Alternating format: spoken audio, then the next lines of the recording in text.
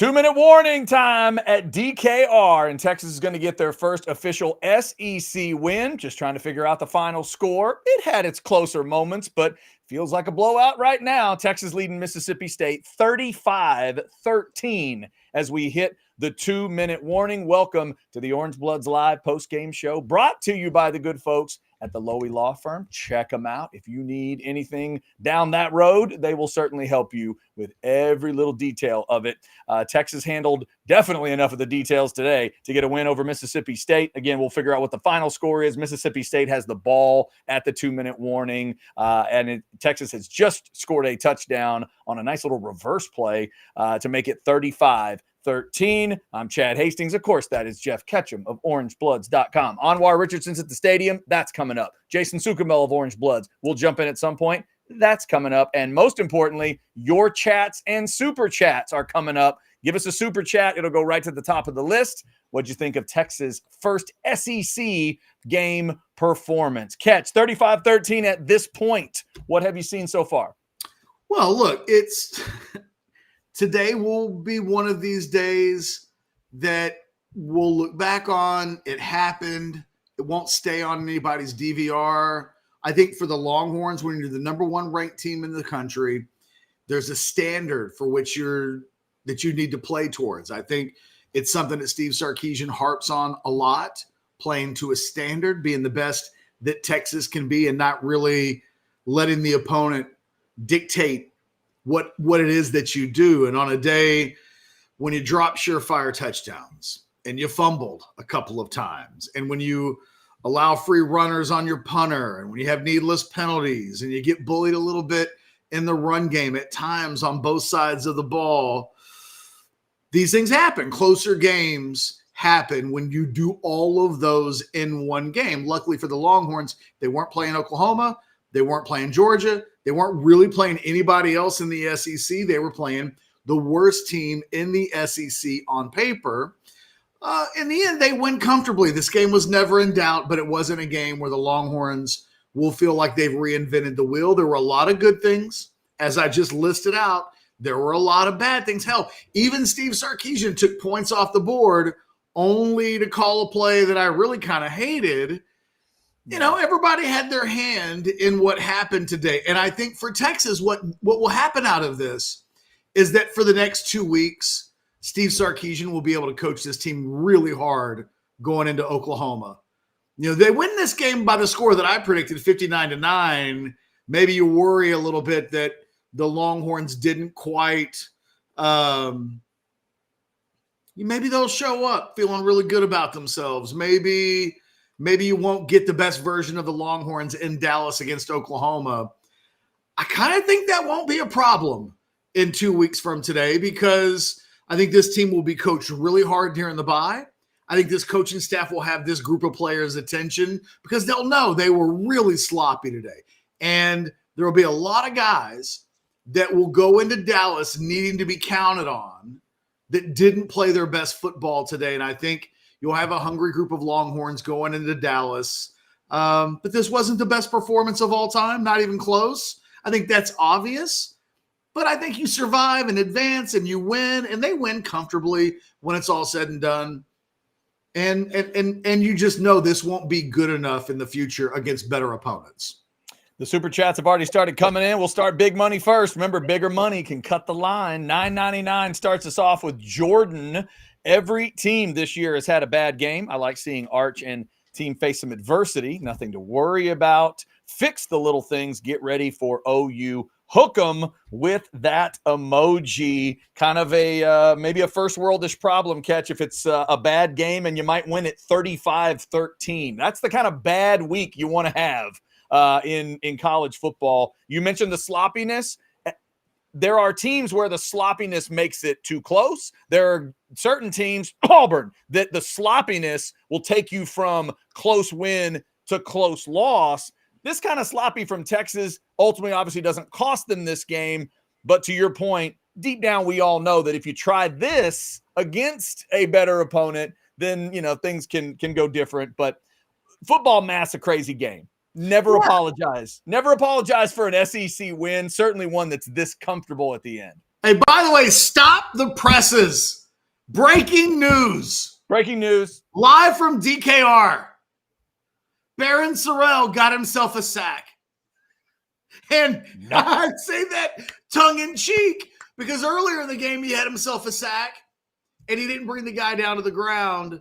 And Anthony Hill ended up taking him to the ground and getting the sack. And I started to wonder, can Baron Sorrell get the quarterback to the ground? I'm a huge fan of Sorrell. We love it when his father jumps into the shows. He's played really well this season. He just hadn't been able to get quarterbacks to the ground. He just did.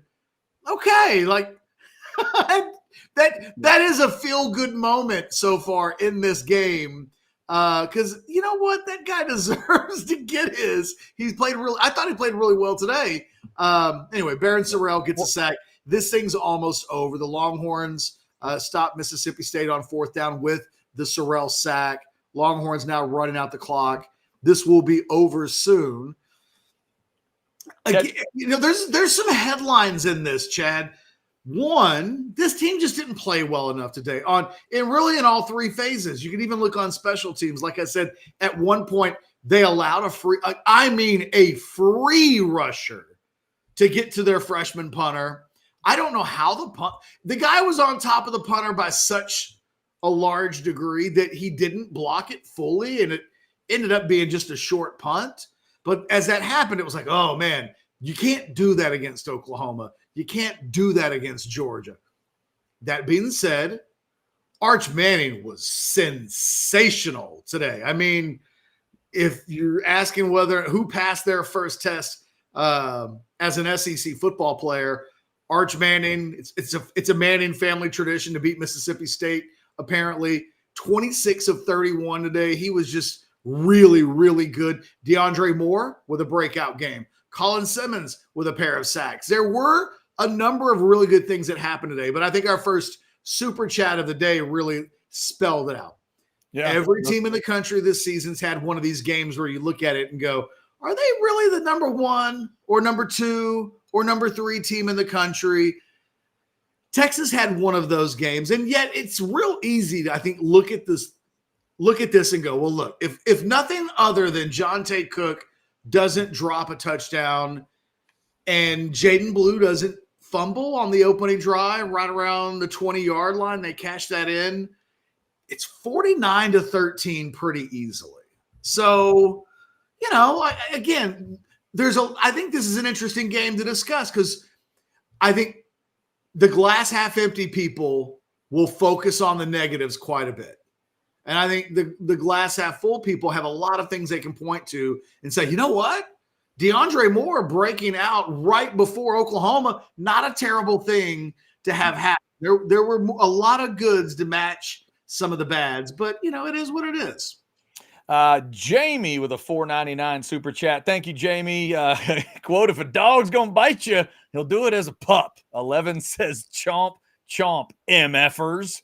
And catch, you mentioned Simmons and the game he had. He was big time. I wanted to get your thoughts on the defense as a whole, Catch. You mentioned Sorrell. You've mentioned Simmons. The sloppiness of this team, you said it kind of went all over the team, but give me an overall grade for the defense because with everything else that happened today, the number to win this game was 14. What'd you think overall of the defense? B-. Okay.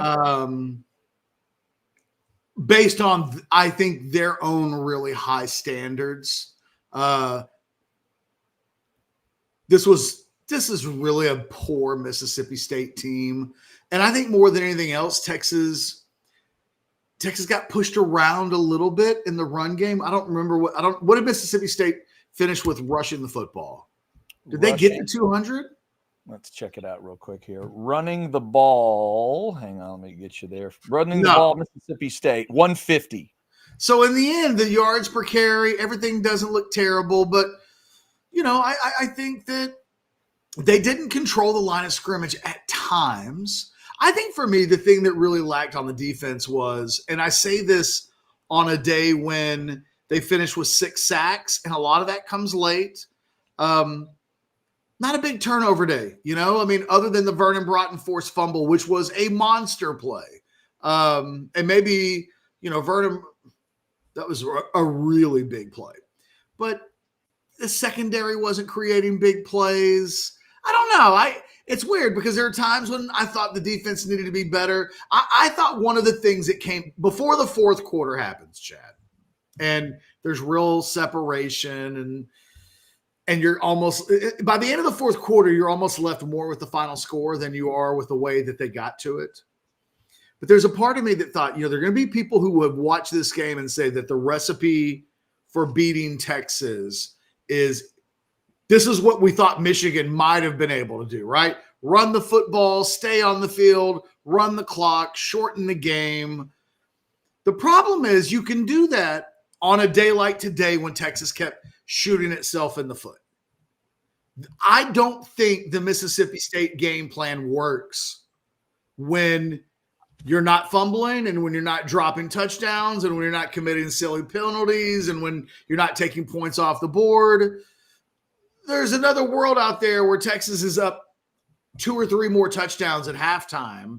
And I think Mississippi State's not able to play the game that they played for 3 quarters. But again, that goes back to the storyline of Texas needs to be sharper. This was interesting for me because Mississippi State was able to keep it close. But I never felt like Texas was threatened. Even when Texas was sloppy in the third quarter, I never once thought to myself, I felt like Texas was more vulnerable against Wyoming last year in a close game around the fourth quarter than I was in this game. It really was all about, can Texas be sharper, better? The outcome of the game was never in question. Jason Sukamel of Orange Bloods jumping in. Jason, good to see you. 35-13. Texas gets the win. They are officially on the SEC tote board at 1-0. What'd you think? Yeah, just jumping in, but I completely agree with Ketch. I wrote that in my post-game notes. I said, this game never felt like it was in jeopardy. It was just a matter of, are they going to win by 10? Are they going to win by 25? What's the final score going to be? I mean, it was a 1-score game.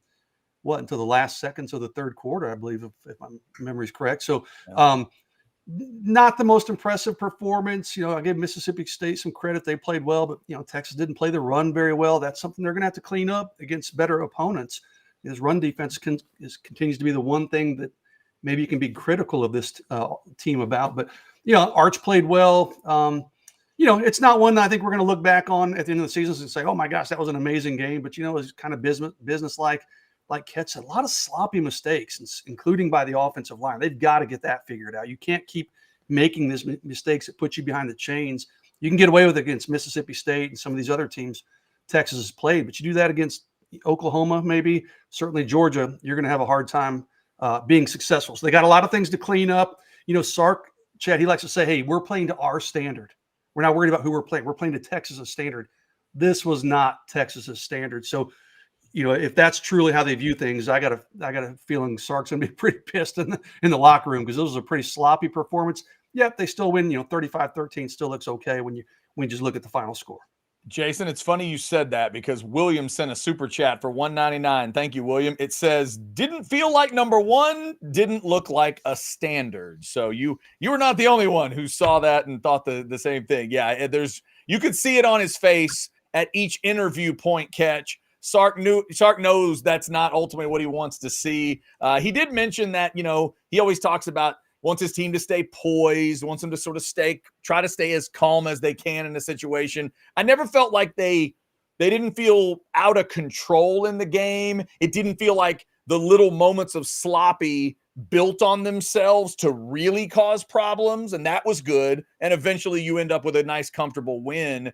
But yeah, you said it earlier, so much to coach on. 2 weeks till OU. And by the way, it's not a super chat, fellas, but let me just put this up and we'll get rid of it. Big Tex, if they overlook OU the way they overlook Mississippi State, they will lose. Fellas, raise your hand. I don't know that, but I mean, they could for sure. Like that. Fellas, in your deepest, significantly better than Oklahoma.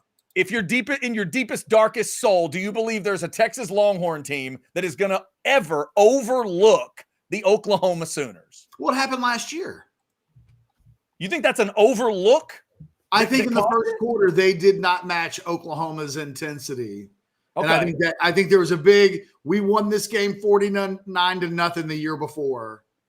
And I think they went into that game a year ago a little bit on their heels when Oklahoma came out throwing haymakers, and Texas adjusted to it pretty quickly, right? I mean, it wasn't a 4-quarter issue, because I think good football teams are able to respond and change the dynamics of momentum and things like that. But yeah, I think if we were to go back and watch the watch along that you and I did for Texas OU last year and rewatch the first quarter, there would have been a whole lot of Texas hasn't matched what Oklahoma has come out with from an intensity standpoint. But again, Jason, one of the things I said when we first came on, the beautiful thing about today is Sark will coach these guys really hard this week.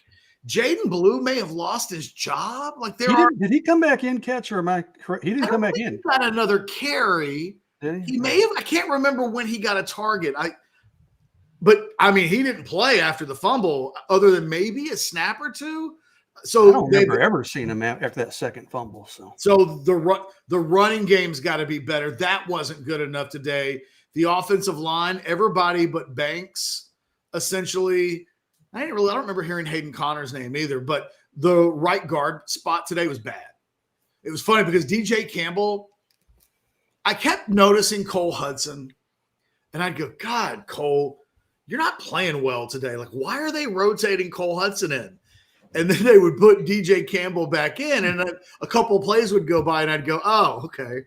Well, that's why they keep thinking they need to put Cole Hudson back in the game.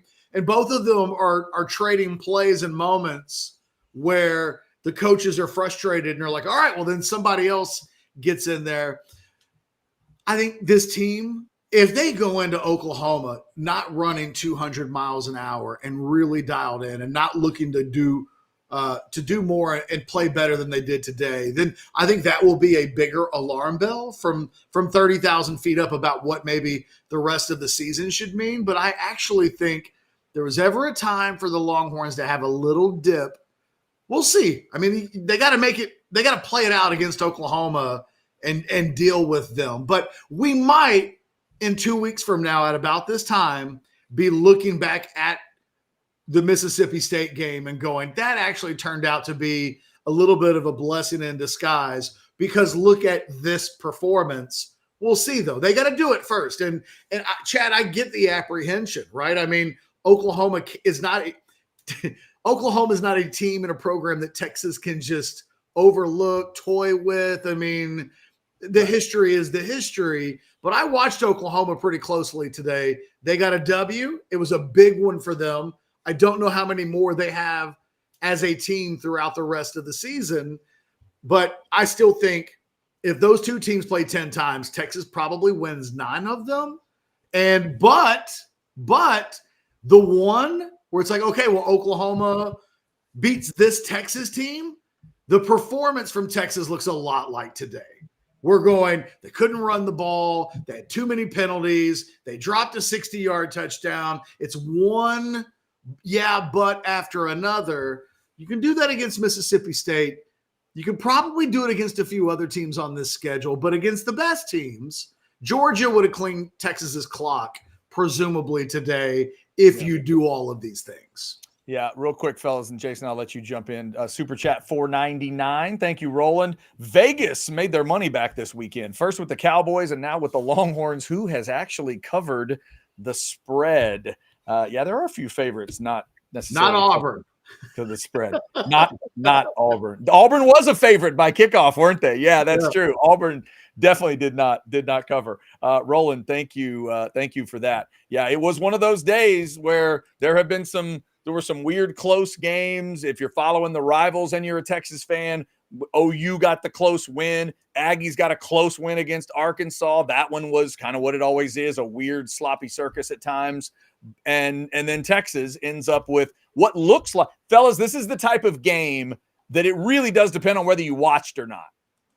You know, you could, if you're paying attention, let's say you're a Georgia fan and you're in Tuscaloosa and you've been partying all day and you just sort of didn't watch the details, if all you see, Jason, is 35-13, you might just think, all right, onto this game, and then we'll think about them in a couple weeks. This game ended 35-13, but obviously there are some parts of it that did not have a 35-13 feel to it. Yeah, you're right. If you didn't watch it, you're like, 35-13. They just roll on. You probably just move on to the next score that you're looking at. But, Ketch is right, man. Jonte Cook drops a long pass. They take 3 points off the board on a field goal. I mean, a couple turnovers. This game was real close to being 45. Actually, you know what? I predicted 45-13. I wasn't too far off. So, 45, even 52-13 type game. But, again, we're not going to sit here and sing praises and remember this game long term necessarily as a thing of beauty. But I agree, Ketch. Sark is going to coach them hard this week, and he should.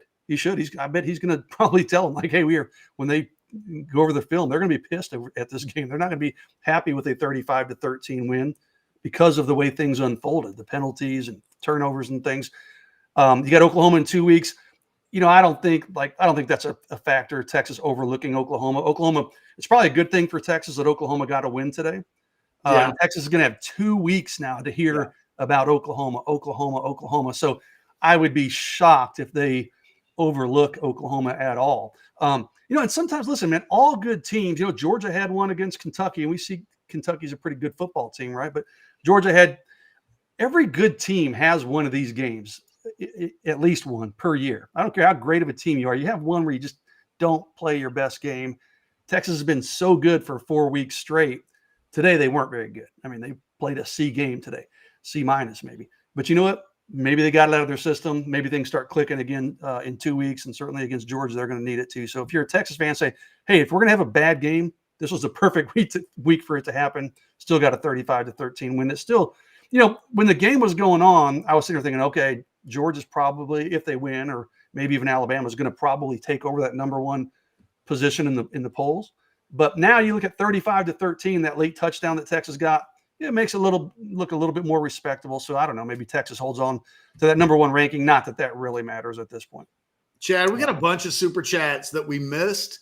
So let's just start catching up and knocking them out. Tom G says, Catch, you get a mulligan for my buy or sell question last week about the concerns with UT running the ball when they need to. Do you sell again? Did Blue lose his job? It was a concern today. They did end up running for almost 200 yards, 198 yards they rushed for in this game. But I'm not saying late. Exactly. I'm not sitting here making excuses because that first half was awful.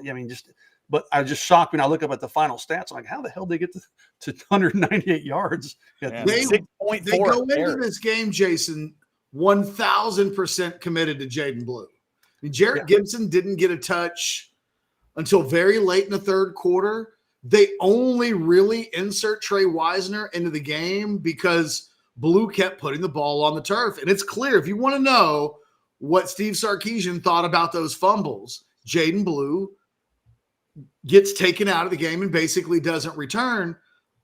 I'm curious when Anwar joins the show, I'm curious to hear what Sark says about Blue and the running game, because to Tom G's credit, I don't think Blue lost his job, but I think they will probably plan to play Trey Wisner more in that game. I don't know. It's hard to say after today's game for certainty that Blue going into the Oklahoma game will get 100% of the carries and touches the way that he did right up until the first play of the third quarter. Tom G, thank you for that $10 super chat. Yeah, it was an interesting point you made earlier, Catch, about, the question of did Blue lose his job? And then he put that out there, but we can continue to have that conversation. I don't think he lost his job, but hey, Trey Wisner ran really hard today and looked really good. So it may be 1 and 1A at this point, where there was a clear discrepancy between Jaden Blue and everybody else. They may be on even footing after this game. Oh, Mark wants to cut the line. 49. That's how you do it, Mark. That's how you do it. Thank you, Mark. Thank you, Mark. Welcome to the SEC. Looking forward to OU and Georgia. But good Lord, we have to clean up some of the sloppiness and penalties.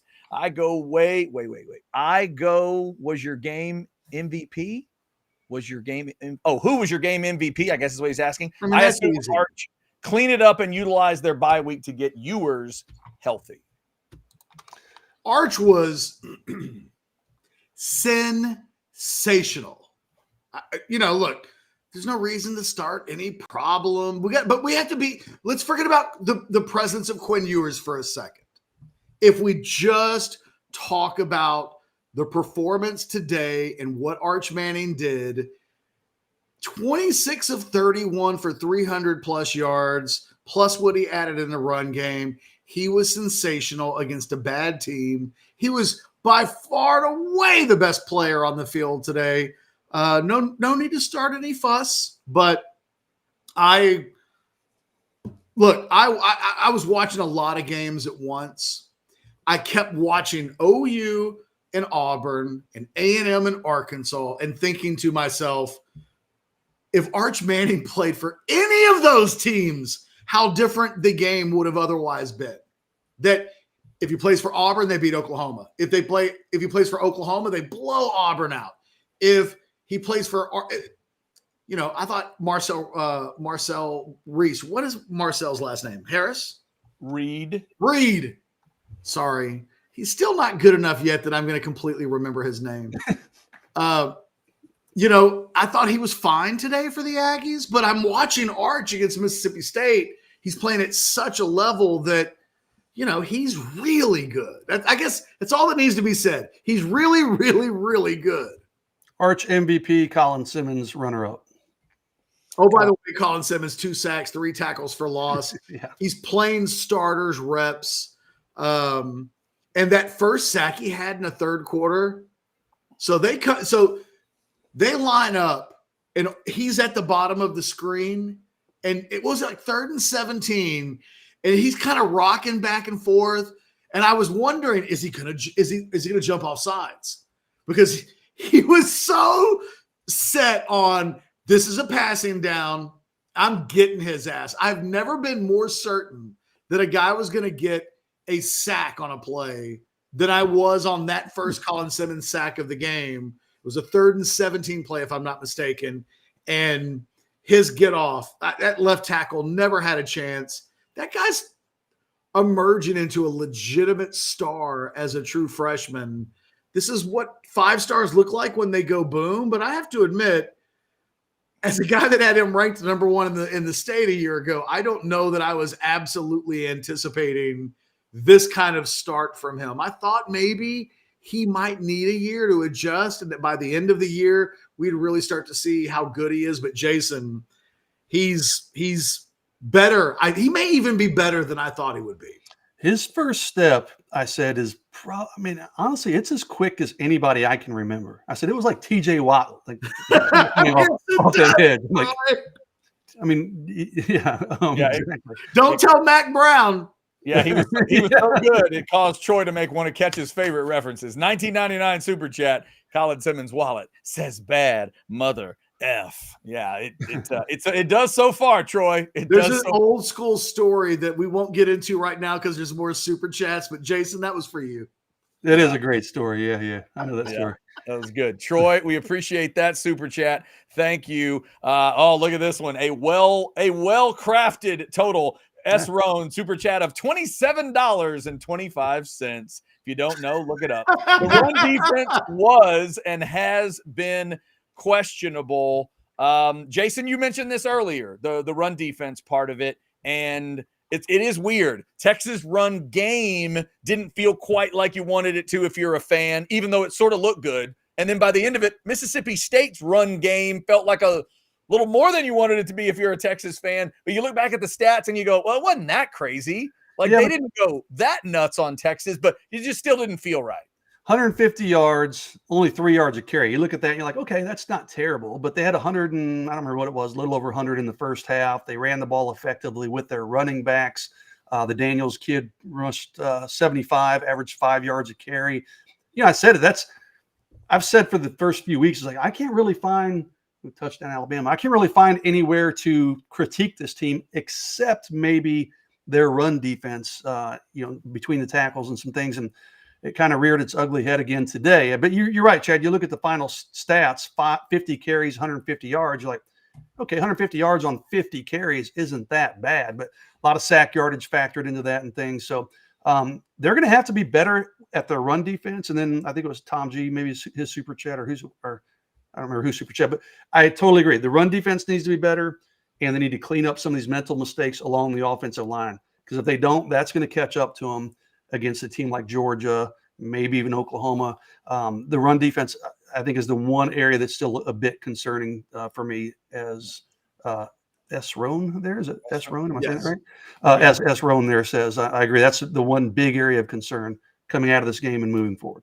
Yeah, one thing, Ketch, that I noticed, I'm a stat freak. I'm always looking for 35 minutes of time of possession in certain games. The fact that Mississippi State got there and Texas still ends up beating them by 22 was interesting to me. Somebody in the chat said this is the kind of game Texas would have lost in the last few years. There are K-State teams that have taken 35 minutes of time of possession and beaten a lot of folks. That's not what they played today. Mississippi State's like, I don't know, K-State with less good football and a lot less morals. But in the end, I think it was one of those, it was a strange little anomaly there. Mississippi State clearly had a plan, but Texas was able to fight out of that plan because they didn't have the ball much at all. Look, Mississippi State's game plan, and if you can pull it off, it's really hard to do. And it took some real mitigating circumstances for this to look like a Mississippi State game plan that worked, because I think it did. I mean, it kept them in the game. But again, you can't do this if you're down 3 or 4 touchdowns in the first half. And right. Mississippi State was trying to penny and nickel their way down the field in the running game. I can't remember what the first drive of the game was, but it was, they took almost 7 full minutes off the clock. They didn't score.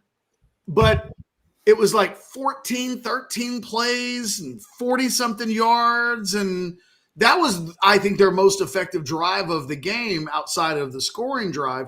They didn't get points out of it, but they really, 7.5 minutes ago in the first quarter before Arch and the offense takes the field. And then in a game where that ends up in a touchdown, and then Texas gets the ball back, and then Blue puts the ball on the ground, you can see where there would be problems. The thing about this Texas run defense is they're not getting gashed.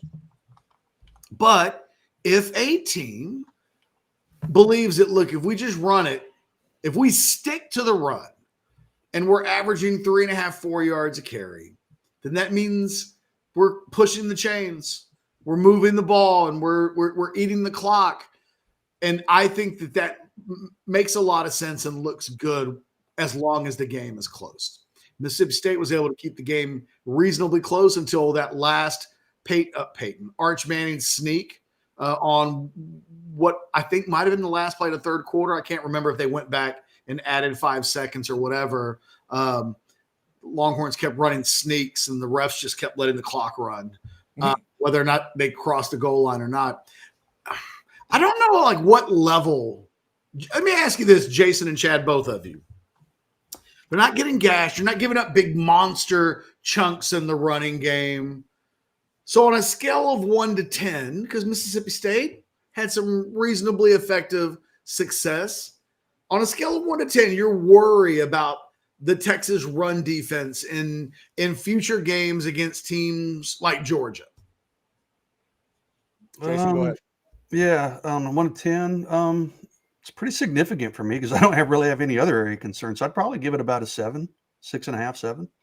That's about where I would have been, Catch. I was thinking the same thing, 6.5 to 7, maybe push it up to maybe a 7.5, depending on how you look at it. We'll need to see it in in that setting. I always think it's weird to fall into the trap of, if they look at this team like they looked at that team, they're going to be so jacked for Georgia. The notion that they would not pay attention to Georgia, or the notion that they're not going to be ready for whatever that, I just think that's crazy talk. But I'd put it at about a 7 as well. What about you? The thing is, Texas they're so athletic that what you end up seeing with the front four a lot of times, they're not just mashing guys and holding blockers and allowing the linebackers to fill gaps. That's not really what Texas does on defense. All of their linemen are trying to beat guys with quickness and athleticism. Not maybe Bill Norton, but a lot of these guys. I mean, that's Broughton's game. That's what Alfred Collins a lot of times is trying to do. You can certainly the more they played Colin Simmons today, the more you realize, okay, he's just trying to be out athletic the competition. But there were times when he made a wrong move and they were able to pin him in, and then they were able to get to the corner and get a little bit of effectiveness. I think if they, in theory, Michigan's the team that should have been able. Last year's Michigan. Last year's Michigan does a number on what the team's doing right now from a run defense standpoint. But I don't know how many teams are legitimately going to play that are going to be able to expose over 4 quarters the Texas run game, because I do expect 4 out of 5 times, and I'll say that because Texas has played 5 games, and so far through 4 games, they've been really, really good. And Texas is so good in the first quarter. That stat today, 56-0 this season in 5 games in the first quarter against their opponents. In another world, in another universe, like Texas scores a couple of times in the first quarter today. And again, it changes everything about what Mississippi State wants to do. I don't know. I'm probably at about a 6.5 instead of a 7.5. But I know why the 7.5 is the 7.5, and I could probably be talked into it. Yeah. All right, let's grab some super chats here. Big money goes to the front. $19.99 from Paul. That'll get you some great products. Oh, man, Paul's our Arizona horn on Orange Blood. Yeah. What up, Paul? It's not a Longhorn game without a snap infraction. Teams looked incredibly flat and uninterested today, but the talent gap pulled us through for the win. Sark stuck to the run game, and Arch throws a damn pretty deep ball. Yes, he does, Paul. Yeah, and this obviously got to clean up the stuff on, all fronts, but snap infractions and things like that. Obviously, those offensive line penalties catch might be as annoying as anything to a fan. There are no more annoying penalties than offensive line penalties. Especially pre-snap penalties. Yep. Right. We haven't even started the play yet. Yeah, you can get a hold every once in a while. You're like, okay, but like the pre-snap stuff just drives me, especially Jake Major's pre-snap stuff. Like, what is up with that? Yeah. He gets win the game, I think. Honestly, the game got so sloppy that every time Texas did something sloppy, it was like, okay, I can add that to my sentence of sloppy things that they did.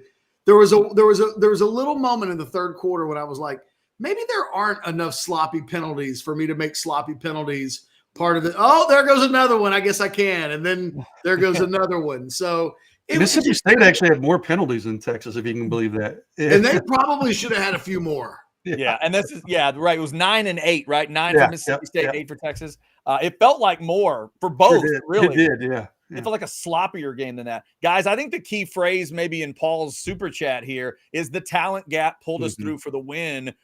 Paul, to me, this is why you try to be a badass recruiting blue blood. This is why you try to outdraft people in the NFL, because, fellas, there's going to be a game where you turn to your buddy at the watch party and go, well, if we're going to play like this, well, best to play against this type of team, because the Georgia game's a whole different discussion, but you're going to play teams like this that you can afford to have a little distraction or have a little sloppiness or bad calls or whatever it is, and you're still going to come out like this. Again, with a score that I will contend the rest of the country will just not pay attention to. The people at the Illinois-Penn State game tonight, they're going to go 35-13 Texas. What are you going to get, a beer or a brat? Which one are we going to do? Like, they're not even going to take a second thought if they didn't watch this game. Other than they'll show the Arch Manning run. They got tackled at like the half-yard line. I think that was a touchdown anyways, but whatever. I thought they got it right. I thought he was a hair short. Although the play was so spectacular, I almost thought on principle alone you should give it to him, but I did think he was a hair short. I thought he was in. What do you think, Chad? I thought he was in unless if the leg hit first, then I get why they called him at the 1. But I he thought got the touchdown run anyways on the quarterback sneak. Didn't. But I thought he crossed the goal line. I thought he crossed the goal line on the first quarterback sneak. By the way, so just for the record. So did I was like, what are we doing? I know. My wife kept screaming at the TV. And then they give Wisner the touchdown when he clearly was down before he crossed the plane. Like, what are these refs looking at? It was so They're bizarre. trying to remind us that the Big 12 is not the only conference with, at times, terrible officiating. Super chats here. Another 1999. Thank you, Ryan. Feels good to be kind of concerned about a 3-score win in the SEC. Number 1 ranked problems. It's a good point, Ryan. Nick Saban used to scream his heart out in 48-0 wins, and wins that when you looked at the score, you went, "Oh, why was Saban so mad?" It's because of this kind of stuff. Chad, imagine your backup quarterback's not the future number 1 overall draft pick in a future draft. Because if Arch is just pretty good, then today is a different animal.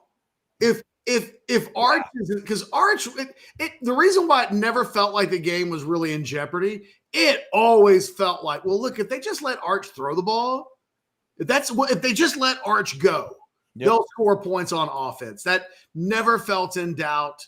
I cannot believe he didn't pay off for me in Prize Picks on the touchdown passes. Once again, I'm jilted by a dropped deep ball.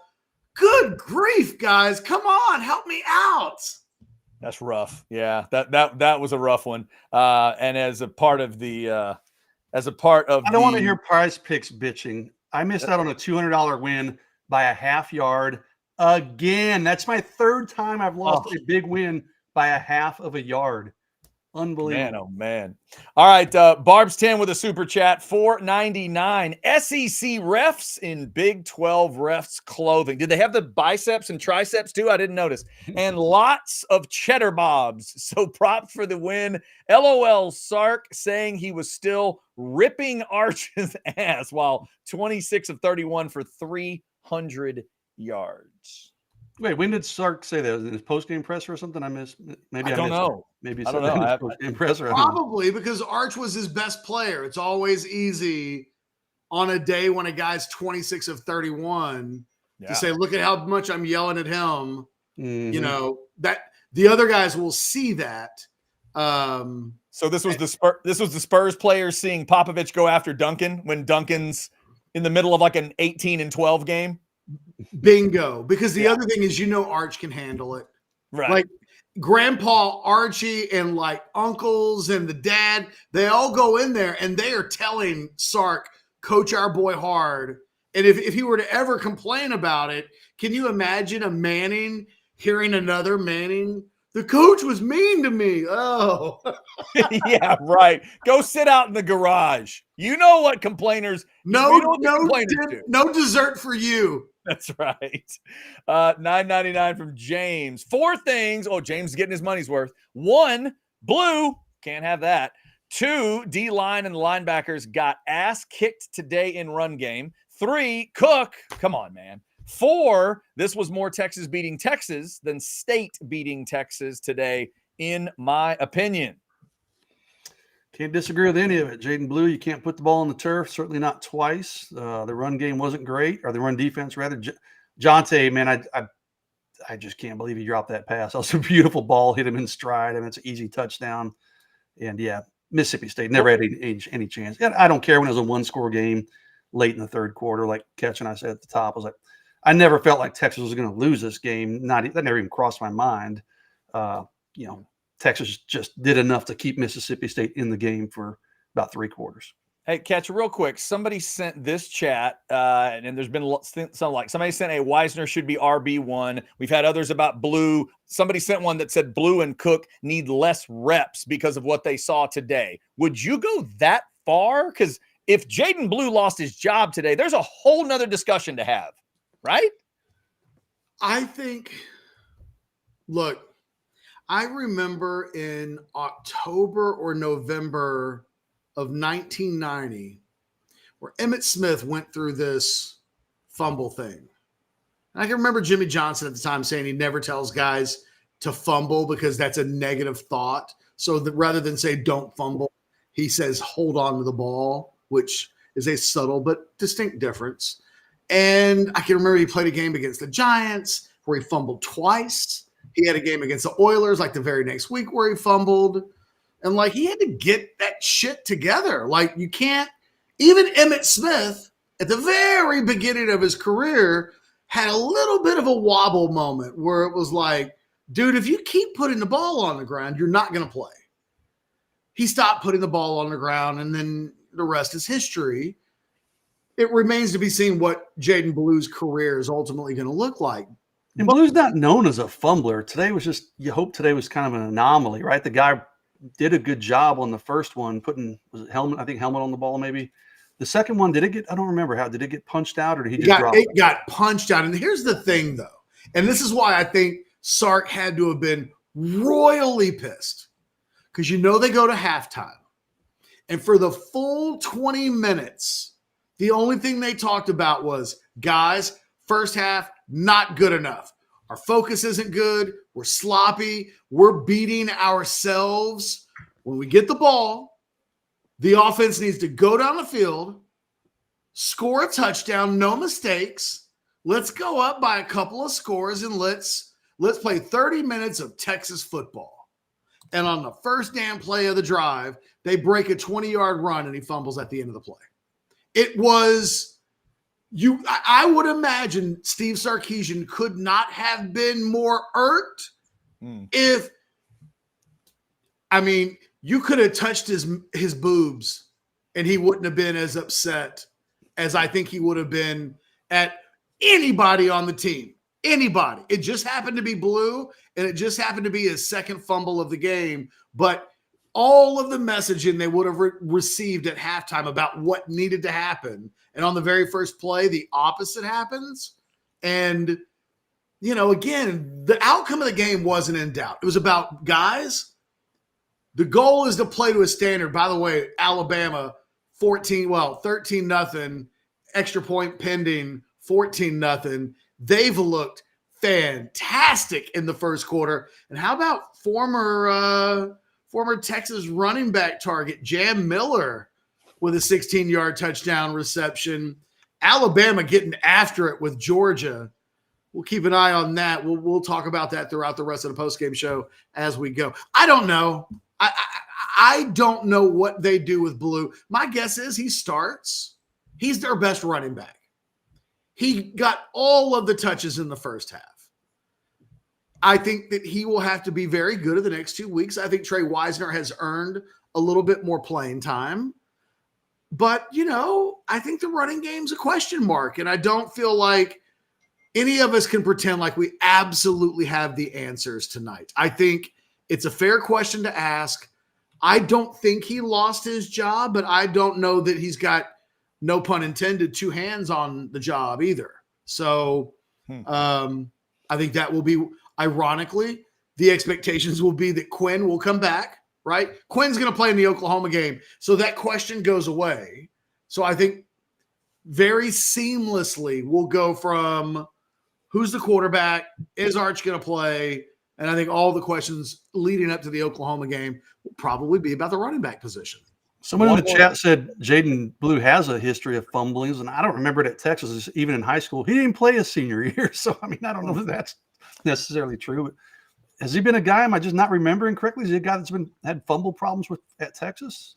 I don't recall. It. If it has happened, it will be interesting to see. And like Ketch said, you know, when Anwar jumps in with us from the stadium, does Steve Sarkisian kind of talk about that in the post-game comments? One more super chat, $9.99 at this point. If you want to throw in a super chat, it'll go right to the top. This is the last one I'm seeing right now from East Texas Vegan Dad Bod. All right. It's nice to play down to an opponent and still win by 22. 2 years ago, UT loses this game just being glass half full. East Texan, we've gotten multiple versions, I think, of that notion tonight. It is certainly that. Somebody sending us super chats from Braggers camp. Yeah, there you go. Little glass half full vegan dad bod. All right, easy. Calm down. Some of us are eating burgers. But yeah, a 22-point win. It's a nice win. I like I always say, You never apologize for NFL wins. You never apologize for SEC wins either. Just they're going to look different. Jason said it earlier. Georgia, think about that Georgia-Kentucky game. Now it was a roadie, but what was it, 13-12? Wasn't it the 16-12, whatever the final score of that game was? So to get this type of win is good. But I do agree with just a couple regular chats that came in earlier, fellas. We can't survive all these penalties when we travel to Arky or College Station. Big Cheddar, I would advise not packing 8 penalties for either of those venues. Good call. That's probably not going to work out. Yes, absolutely. There were 20 things in this game that and look, I bet Sark, the next time he meets with the media, I bet he'll have rewatched the game and he won't like the call that he made on the 4th down and 3 when they took the field goal off the board. I hated the personnel grouping at the time. They looked like they went power, and then Arch gets flushed just enough that it's a very hard throw on what looked like the only real receiving target that they had so much success today spreading the ball, spreading the field. I don't feel like a Texas receiver was covered all day. It is Manning just playing pitch and catch with guys most of the day. The hardest throw that he was asked to make the entire day was the ball on the 4th and 3. I bet Sark in 2 weeks, not 2 weeks, so 10 days from now, the Monday before the Texas OU game when he meets with the media again, I bet he'll mention, you know what, I could have done a better. Sark's real good about that, about self-awareness of himself. It's much easier to talk about your players needing to be better when you also talk about things you could have done better. And I bet Sark will come away from this game thinking there were a couple of other things I could have done in being the play caller. It's one of my favorite things about Sark is his accountability with regards to running the offense. But there was a million things today that could have been cleaner. But it's still September. That's the other thing. This team's not the team that Texas ended up being later in the year. With all due respect to the Alabama win, there were some games last year where they played like poop early on. I've already mentioned that Wyoming game from last September. That was a 10-10 game going to the 4th quarter at home, and that ends up being a Texas team that plays in the playoffs and is within 10 more yards of playing in a national championship game. So, I think I would be much more worried about this if Texas was scraping by games in November leading up to SEC championship game and then the playoff, the real games that will decide ultimately how we remember this season. All today is a day where you won't keep this game on the DVR. This will be in a week from now. I'm going to delete it, and I don't really ever need to see it again. You know what? One thing I'm going to remember about this game, it was the first SEC game, honestly. I won't even remember that. You asked me 3 years from now, hey, what do you remember about that game? First SEC game. I don't remember yet. You're right. I might remember Arch. Well, maybe. I might. Yeah. I mean, this game's not going to mean a hill of beans if Texas goes out and beats Oklahoma by 17 or something in a couple weeks. Nobody's going to. Because the other thing, fellas, the reason this game's going to just get looked over by a lot of other fan bases, they're going to see that in the SEC today, Ole Miss got beat by Kentucky. Yeah. At home, if I'm not mistaken. I think that game was in Oxford. So at home, they do what Lane Kiffin teams sometimes do. Wow. Sorry. And Kentucky gets you're way ahead of me on this Georgia game, Catch. Bama up 14-0. Is that a pick? And that's a pick deep in Georgia territory. Looks like Bama may be about to go up at least 17-0. Maybe it's even more than that. Super chat for $4.99 from Oscar. Only thing that really concerned me was the run D. Everything else can be chalked up to the team looking down on Mississippi State. I don't think that's what happened, though. I don't think that every time you play bad, it's because you're not taking the opponent seriously. But I do think that there's a level of focus, and the Jaden Blue fumble is a good example. He didn't fumble the ball because on that first carry of the 3rd quarter, he was looking down on Mississippi State. That's not what happened. he didn't cover the ball up real well. Right before he fumbles the ball, you can see him holding the ball out, begging for it to get punched. And I'm sure this has no bearing on the play, but like he didn't fasten his gloves either. I'm like, fasten your damn gloves. That Velcro's on there for a reason. Maybe I don't know. Maybe that will help him hold on to the ball. Maybe his gloves slide around. I don't know, but I'm like, dude, fasten your gloves if you're going to be carrying the football. That's good. I like that. That's an old school baseball fan thing to say right there. I like that. Oscar, there's a real focus issue, but I don't think it's because they were looking down on the opponent. I think sometimes it's real easy when things start to feel easy to just let your guard down by percentage points, and it can be the difference between things like that happening and not. And realize, fellas, and Oscar, thank you for that super chat. We're still sitting at a spot after everything that could be talked about in this game. They still have not trailed for a second. Even though they didn't get out, they've been getting out of the blocks like the best track and field runner you've ever seen. They've been getting off the starting spot like the best drag racer you've ever seen. But today they just didn't quite do it. They were pretty good out of the block. They let Mississippi State have a little, but didn't let them have points. And then they get up and then let them have a little, but you stopped them. Big third downs. When it was 7-3, that third down stop was huge. And then it's 7-6, and then it's 14-6, and then you never really felt like Mississippi State had a shot to win the ball game again.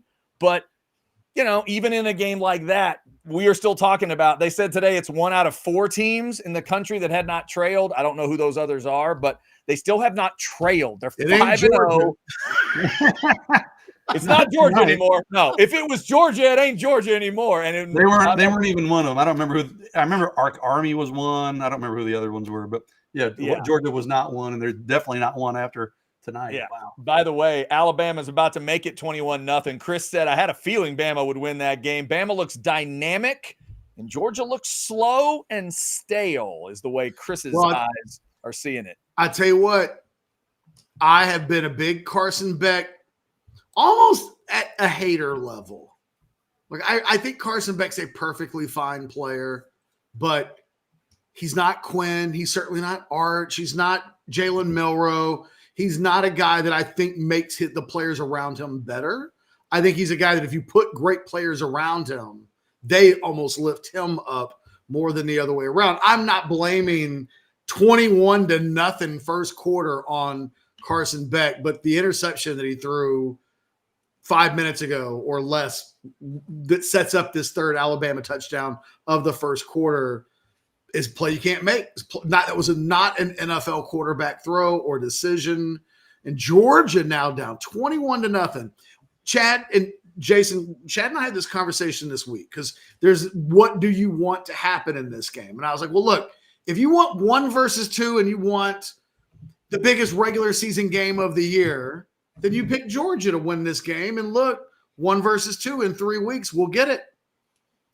If your thought is, you know what, Georgia is a team that because we've had these questions of, will Texas and Georgia play 3 times this season? If I had $1 for every time someone had asked whether or not these teams would play 3 times this season, I could at least go away for the weekend.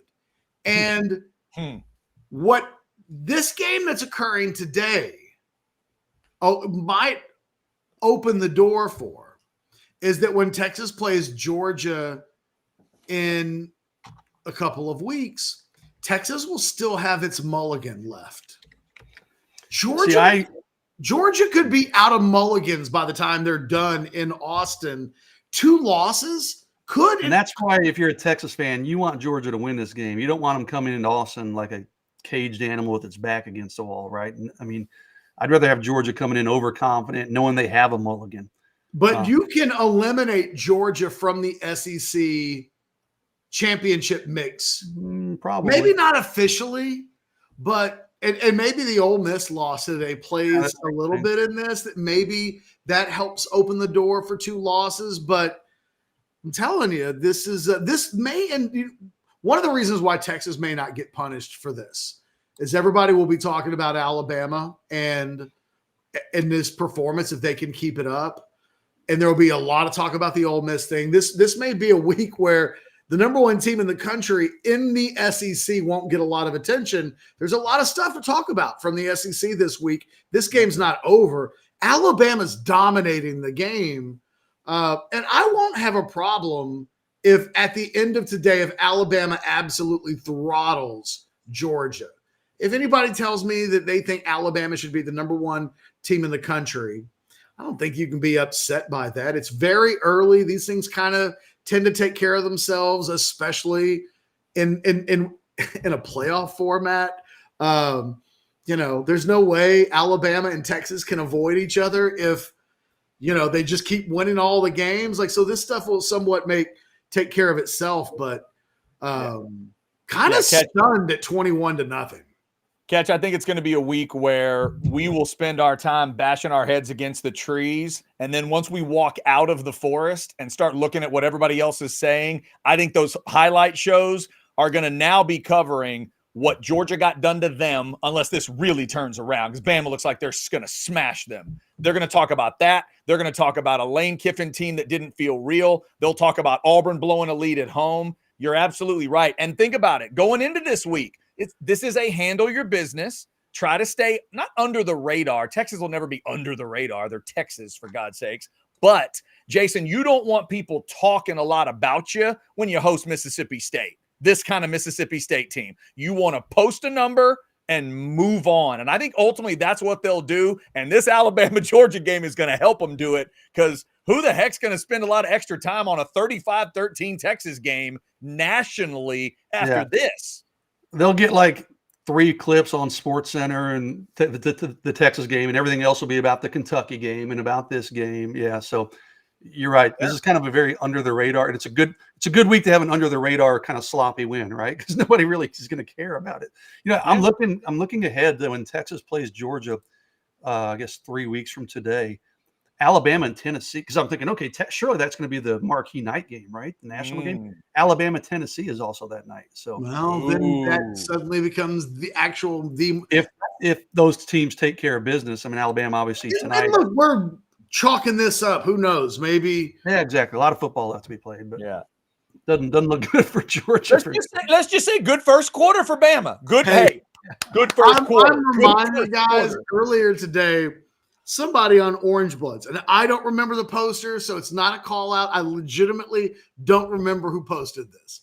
But somebody posted a Kellen DeBoer is overrated post on Orange Bloods, and I was like, what gave you that notion? Was it all of the winning? Everywhere he's ever coached? I mean, literally every place he's been, he wins. Well, Catch, you can't get overrated unless you win, so probably. Yeah. Was it that 950 winning percentage career-wise or whatever the hell he has? Man, yeah, they are off to a great start. If y'all want to throw in a super chat, feel free. Thanks to damn near 1,200 of you in that Specs chat. Speaking of Specs, you have 1 week left to take advantage of that whiskey sale. Specs for our whiskey sale and enjoy the lowest prices on Texas' largest selection of whiskey. But hurry, these deals won't last long. Specs, cheers to savings. All right, it is the postgame show brought to you by the Lowy Law Firm. Anwar Richardson coming up from the stadium. What do you guys think the vibe Anwar will report from Steve Sarkisian is? Do you think this will be a stern Sarkisian? Do you think it'll be, I mean, we talked about it. There's two versions of it. It's a 3-touchdown win, but it's also a game where things were sloppy. Jason, do you think he starts with the serious version of it, or does he give his team love for, fighting through it and winning by 3 touchdowns? I think I'm curious. It's a good question. I'll be curious to see the answer, but my thinking is that he will give his team love and say, hey, it's our first SEC game. That now we see, guys, hey, there's not going to be any gimmies in the SEC. Say, hey, a lot of things we can correct. It's a good time to have an off week. A lot of coachable moments in this game, but I don't think he's going to come out full of piss and vinegar, if you will. I think he'll be pretty positive with also acknowledging that they got to clean up a lot of mistakes. Catch, how do you think he'll handle it? Sark's been here before. Sark's been at USC on nights when USC was number one in the country and, dicked around with somebody. I'd have to go back and look at the 2 seasons he was at Alabama when they were setting records, but I'm sure there were a game or two where they weren't great. Sark's been in the NFL where, man, just win. You just win. Yep. And so I think he'll be real matter of fact. I think there's a lane that he can pick where he's happy and he can project that. Say, hey, man, it's our first game in the SEC. And I thought the Texas crowd watching on television, I thought the crowd was really good, considering it wasn't a primetime crowd. And it could have been, Chad, you and I joke about this all the time. It could have been a rabble kind of a day. Right. And it never felt that way watching the game on television. It felt like on third downs, they knew when to get loud.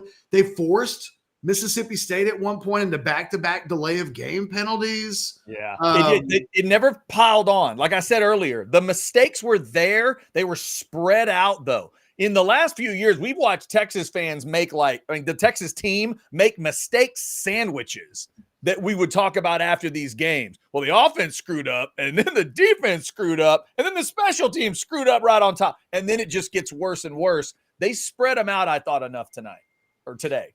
Well, and I also think that deep down, I think everybody in that building subconsciously very quickly has a lot of faith in Arch Manning. So it always felt like if on 3rd and 3, they got a 5-yard penalty that moved it back to 3rd and 8, where normally you would go, that's such a bad football play, right? You go from manageable, where you can do anything you want on offense, you go to 3rd and 8, and that's one of the more difficult assignments in football. 3rd down offense, trying to convert, and instead it felt like, oh, okay, well, now Arch is going to throw the ball. and he basically, he goes 26 of 31, but we know that probably should have been 27 of 31. He was so good today that down and distance didn't seem to matter. I never know what receiver he's throwing the ball to. I mean, kudos to Texas. I mean, they are rotating those receivers more than I thought they would. And other than John Tay's drop today, everybody makes a play. DeAndre Moore has a breakout game. We haven't really talked a lot about him, but going into the OU game, one more receiver that if you're Oklahoma, that's a lot to deal with. Isaiah Bond was great today. He gets the touchdown late, right before we come on. They're loaded with guys. Hey, maybe the best thing that happened today is that Ryan Wingo is okay. He gets hurt on that one play, and it didn't look like it was a knee when it happened. That's what I was looking for. Was there anything knee related? And I was like, okay, he didn't come back in right away, but he comes back in before the game's over. And it's like, okay, cool. That guy's okay. Because that could have been one of the only things you come out of this game really upset about, is that something could happen to a player like that. I think, again, there were a lot of good things that happened today. And I think most of them are baked inside of a really incredible Arch Manning performance. And you know what?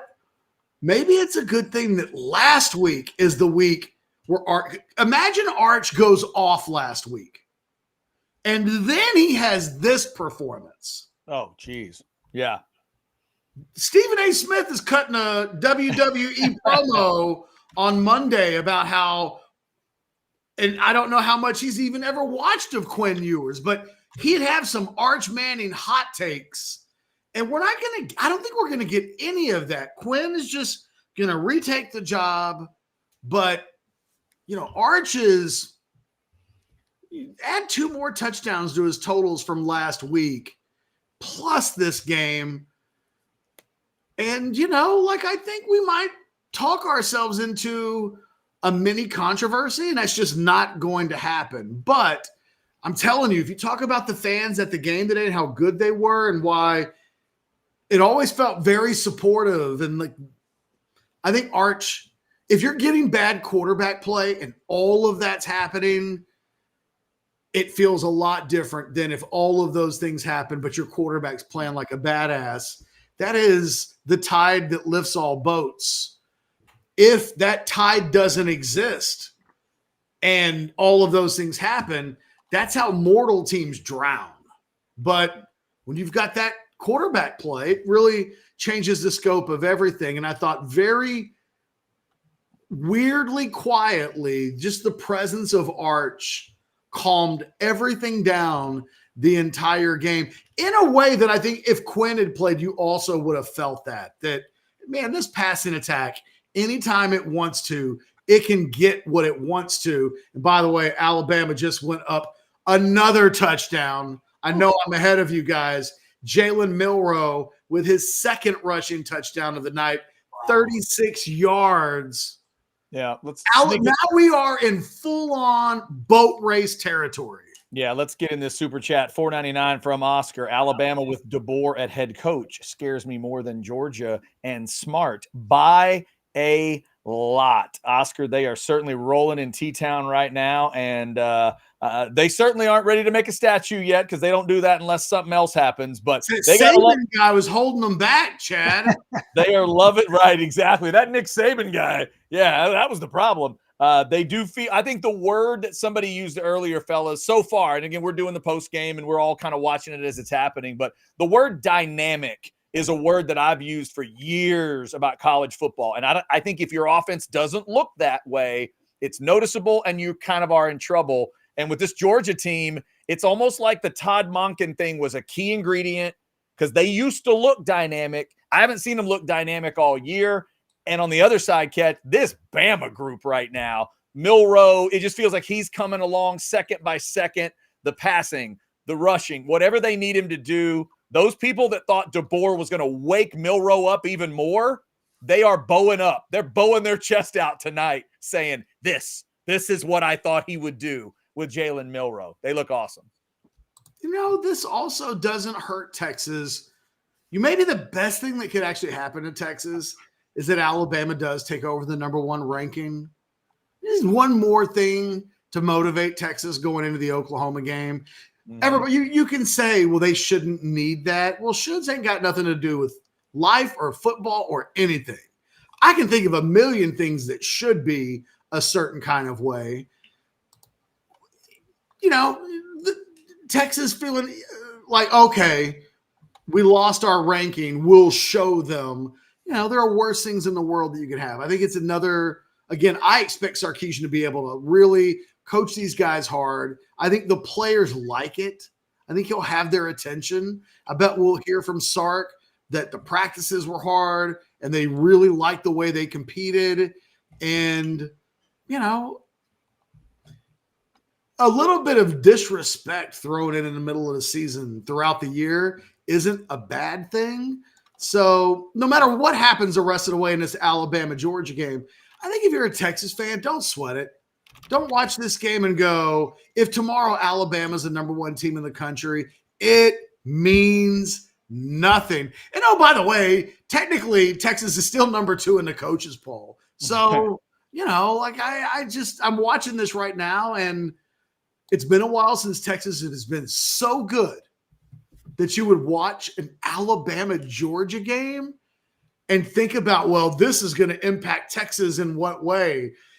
It's a hell of a thing to even consider that we're here, that, you know, that we would watch Alabama just beating the brakes off of Georgia and wonder, is this going to impact Texas's place in the rankings? It's quite a world that we live in 2024. It, from a football standpoint, is better than any world that we've been in for a while. Don't let your night get ruined, though, if you're a Texas fan and you think somehow this impacts your season. Again, if Texas and Alabama are undefeated at the end of the year, they'll play, and it'll get decided. Welcome to the SEC, boys. Before we bring Anwar in, he's ready to go from the stadium. Let's grab this super chat real quick from Jay. $1.99. Milroe is a poor man's Vince Young. Hey, I just want to say I'm the only person that ranked that dude as a 5-star. He certainly looks like it tonight. I told you earlier I was like, Cade Klubnik is going to save me with my Hudson Card proclamations, because I think Cade Klubnik in the end is going to end up being a top 10 NFL draft pick. Mm-hmm. Nobody else in the industry had Jalen Milroe ranked higher than a mid-5 or a mid-4 star, except this guy who said, one of my all-time hot takes, Chad, I thought he was a poor man's Donovan McNabb. Oh, okay. And right. I rated him as a 5-star. And the one thing I will say, Jalen Milroe is your Heisman leader after tonight if this holds. There you go. All right, Jason, before we let you go and bring Anwar in, anything else you want to say about 35-13? Nope. Like Ketch said, just turn the page on this one and look forward to OU. We got 2 weeks of Oklahoma talk. Today was not a memorable game. It wasn't a beautiful game, but SEC win is an SEC win. So, all right. That is Jason Sukamel. We will say good night to him, and we will bring Anwar Richardson in to the post-game show. Of course, brought to you by the Lowy Law Firm. Anwar, how are you, sir? I am doing good. It took forever. It took a long time for Sark to come to the podium. So we sat there way longer than I expected. I thought I'd be on the way home by now to watch the rest of the Georgia game. I'm like, why am I here? So, well, look, SEC, it means more waiting. We're going to just let you talk for a little while. There was like 2 things that we wanted to know right away from you. Okay. Number one, in general, like what was Sark's attitude at the very beginning? Was he more optimistic than pessimistic? Was he somewhere split down the middle? What was his general attitude about today's game? And then Jaden Blue, did he lose his job today? What did Sark specifically say about the Texas running backs? Those have probably been the 2 things that over the last 75 minutes we've wondered the most about with regards to what Sark would say after the game. So I'll start with Blue. How he categorized what happened with Jaden Blue. He said, like, I understand that nobody wants to fumble. Like, that's clearly wasn't what his goal was and what his purpose was. And so he said, like, hey, the first fumble happens, okay, you're okay with that. And then goes in the second fumble happens. And then he said they became, you become worried about his psyche. And what does that look like? And basically not ruining him or damaging him for the long haul. So that kind of went into the decision to basically just not play him because I think they didn't want that thing to be something that was in his head for a long period of time. So they bench him, they put in some other guys, and he indicated that Blue would be back. And that will be something that Tashard Choice would work on with him in this upcoming week of practice. But the psyche is what he used as the explanation of saying if you kept putting him out there and it happens like that, there's a long-term effect that he wanted to prevent. So we can start there. We can get your reaction to that before I get into the general themes of things. I think that's an interesting thing to say, considering I think not playing a guy might alter a guy's brain as much as putting him back in and him. I don't know. It's an interesting thing to hear. If you told me that he said that and I didn't know what happened, then I would have thought they just put him back in the game and he kept getting carries because they wouldn't want it to avoid to hurt his psyche. To say that they didn't play him because they didn't want it to be in his head. Okay. I mean, yeah. I'm not going to get all negative and question Sarkisian. I'll just say that's interesting. What do you say sometimes about the explanation and excuses, right? What's sometimes your sometimes an excuse is just the reason why something happens.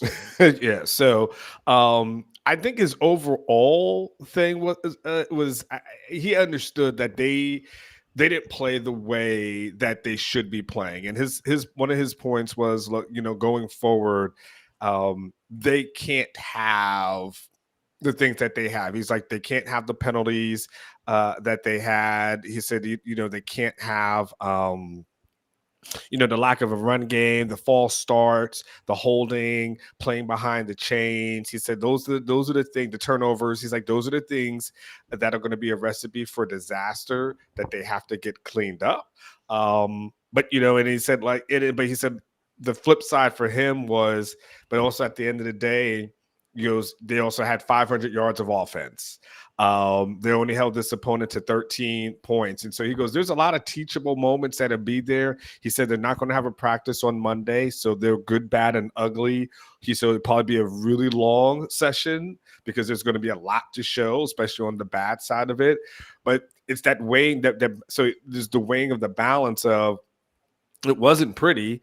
Clearly, he wanted them to play better, but at the end of the day, he said the main thing is like you got to make sure that the team doesn't get into the end zone, and you got to protect the end zone. It goes at the end of the day, they protected the end zone, and they feel pretty good about that. Feels great about a guy like Colin Simmons, who they're able to put more and more on his plate. Vernon Broughton had a really good game as well. Hold on a second. Sorry about that. Bless you.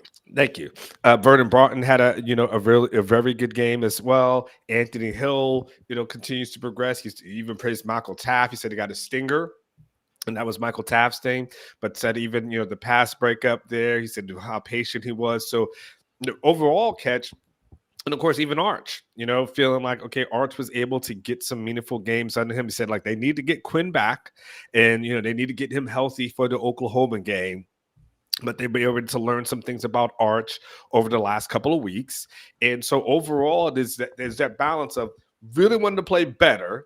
But at the end of the day, we still haven't given up. We still won the game, and it could be worse. So I think you're smiling. I want to know what you're smiling about, by the way. You got a good smile on your face.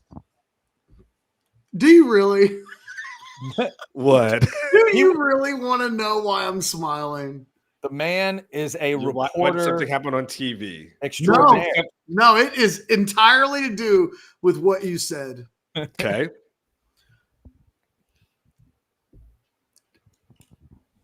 Who was the best player on the field today? Colin Simmons. No, he wasn't. I don't know. I mean, he's pretty damn good. Arch Manning was by 10 country miles the best player on the field today. So we need to get Quinn back, as if Arch didn't just go 26 of 31 for 300 plus yards while having the play in the running game. And, the thing that we've been talking about during the show, or at least a little bit, as one of my dogs just bursts into my office. Oh, both of them. Okay. Hello from the Weimaraner and the German Shepherd. They're doing a lap. I just thought Arch was sensational today. And Quinn will go back. We've talked about it. Very seamlessly and quietly, he'll become the starter. But to hear the idea that Texas needs to get Quinn back for OU is kind of funny to me today, because I thought the best thing that Texas had going for it all day long was the safety net of when in doubt, Arch Manning will make a play. And he did all day long. It didn't matter if there were penalties. It didn't matter if they changed receivers. With absolutely no running game to speak of for most of the day, Arch was virtually perfect. So I just thought it was funny that Arch is diminished a little. He says, look, at the end of the day, Catch, he's like, Quinn is their leader, and he said Quinn impacts the entire team and their belief, he's in their belief. And so he said, hey, Arch has been able to show the guys that they're able to depend on him. But he said he specifically said they need to get Quinn back.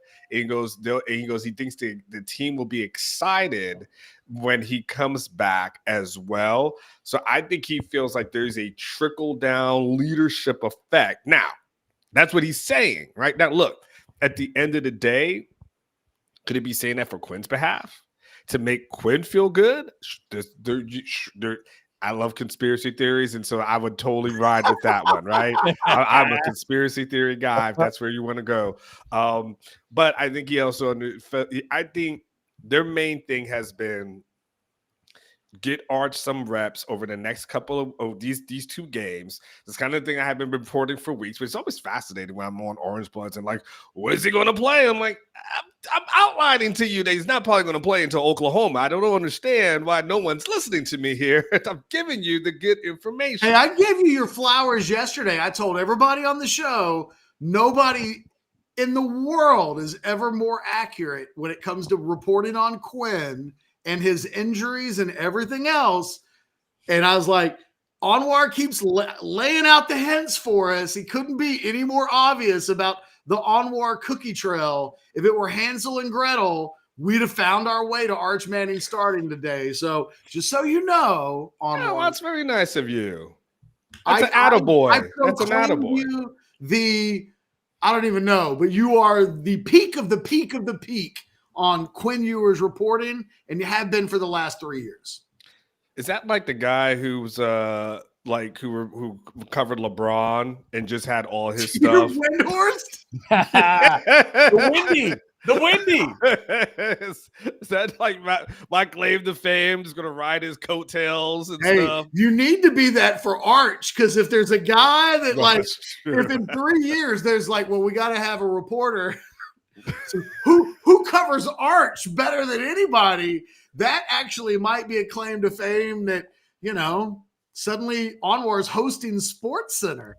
Well, listen, I love you, Catch, but for 7 figures a year, I will text you every day and tell you how much I miss you if they want to drop 7 figures a year on me to say, hey, you really got that insight. But you have to have to leave Austin and live in whatever city that Arch plays in. But considering that you worked in Detroit, which isn't the worst place in the world, dude, if I can handle Detroit, trust. There's very few things you can throw at me that I'll be like, man, this is a deal breaker. You know what? It would not be a deal breaker? 7 figures a year, because I think 7 figures a year, I could be happy at damn near any city. I'll be quite honest with you. But no, I know you got a super chat that you got to get to as well. That's in there. But I think the overall psyche, and it kind of just goes back to what you guys were saying as well. He kind of called this like the first half of his season, even though it's only been 5 games. And then like basically saying like this second portion of it is where now all of a sudden he specifically named, he said, Catch, he said Oklahoma, Georgia, Vanderbilt being the next big stretch for them. And, the way Vandy's playing, you got to put them in that conversation. I mean, hell, that being said, I didn't think Mississippi State would be in the conversation. So we got to put damn near everybody back in the conversation. I won't get that before we get into super chat. Can I just say one thing? When you start looking at the second half, I finally feel better about my Kentucky prediction before the season, because I really felt dumb after South Carolina beat them, because I was like, man, this team is trash. I really thought Kentucky was going to be better than this. I do finally feel vindicated that in back-to-back weeks, they took Georgia to the limit and then they beat Ole Miss. So now we know that game will be a tougher game. Anwar, SEC comes at you fast. College football comes at you fast. By the end of tonight, or kind of by the beginning of the postgame show, we had chats coming in of people. And by the time Bama got started against Georgia tonight, we had a chat came in that said the Kentucky game is going to be a tougher game for Texas than the Georgia game. That's how fast things can develop in college football. I didn't see that. Yeah. It was a regular chat, so I didn't throw it in. But that was early on as Bama was getting started. We do have a couple of super chats, fellas, off the Texas subject matter, but we will clean those off. $4.99 from Barb's 10. Aggie in-laws saying their win versus Archie is better than UT's versus State. Why are they like this, Chad? Also, is Gunnar Helm in witness protection? Gunnar played, right? Gunnar Helm played. I mean, he played, but that's Quinn's guy, right? Well, Helm had 5 catches and 2 penalties, so he's not on a milk carton. Like we saw Gunnar today. Yeah, he played. The other part, Barb's 10, I cannot explain to you. I mean, I guess I don't know if I look at things that way, but let's look at it. A 22-point win at home as the number 1 team in the country versus a 4-point win, I believe it was. 21-17 was the final. A&M and Arkansas. in kind of a back and forth game of unranked teams. Like I don't know. Maybe they were drinking. The issue is he married an Aggie.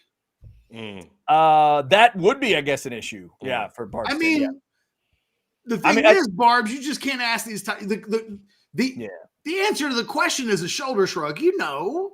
Yeah, Barb's 10. The answer is training.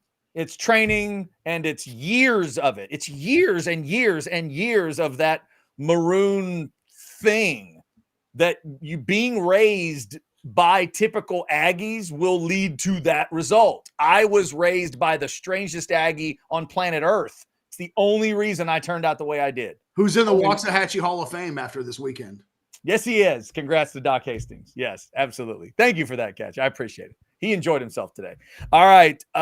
Let's see. We had a couple others real quick here. This one is on that Bama win right now, 28-7 mid-second quarter. 199. Any chance an NFL team hires DeBoer? Boy, things are moving quickly. Wow.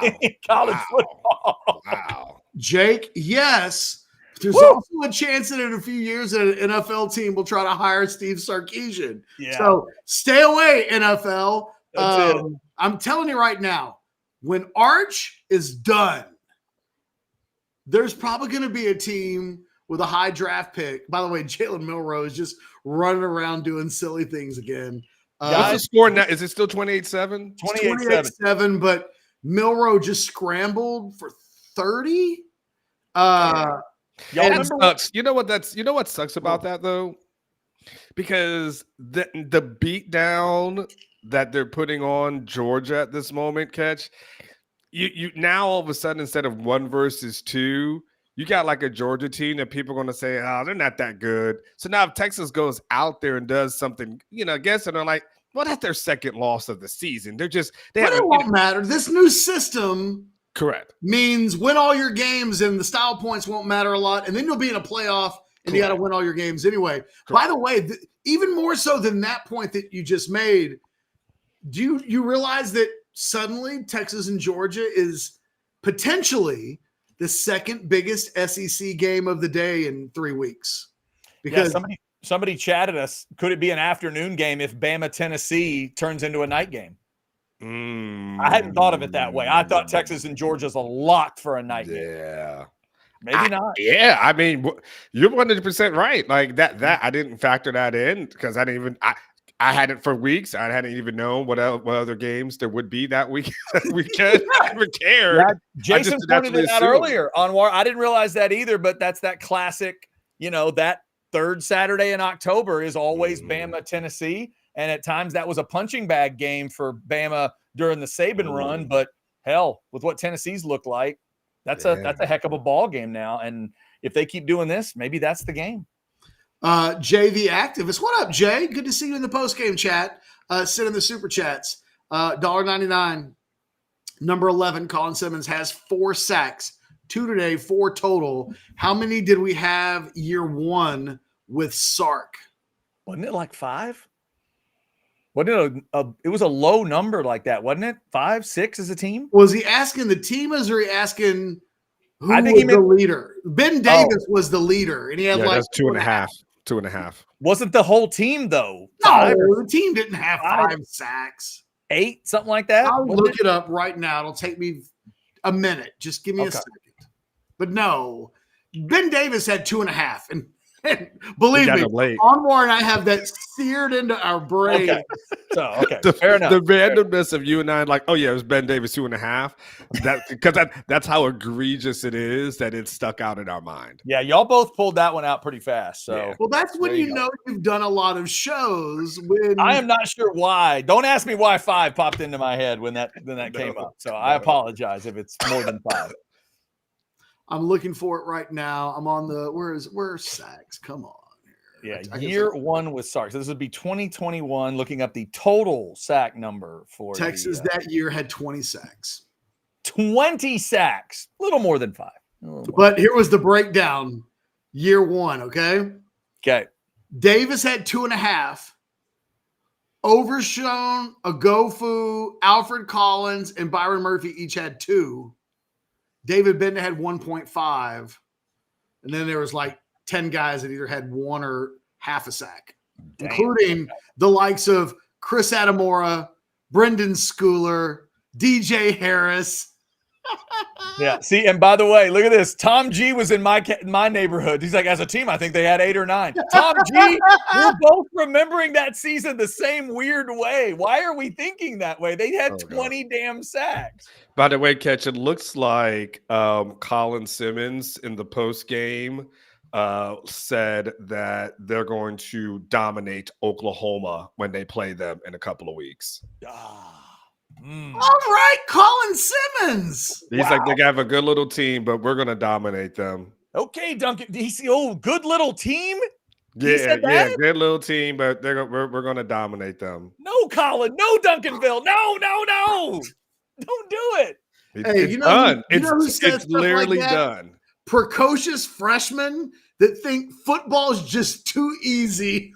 Yeah, exactly. Y'all said this whole college football thing was going to be tough. Hold on, let me show you this. Ready? Look. You got a little time before the game, but OU is next on the schedule. You're first, Red River. What do you think about that? OU. I mean, they got a good squad this year. A lot of people on that team that I know. I feel like we're gonna dominate them, But at the end of the day, we gotta trust in our coaching and just get better each and every day.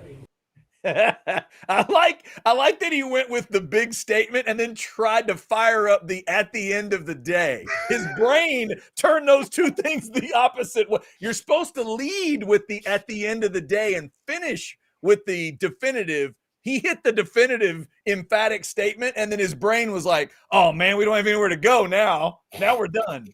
That's great. I know how you'll feel about that. I know that sometimes, though, teams need that stuff.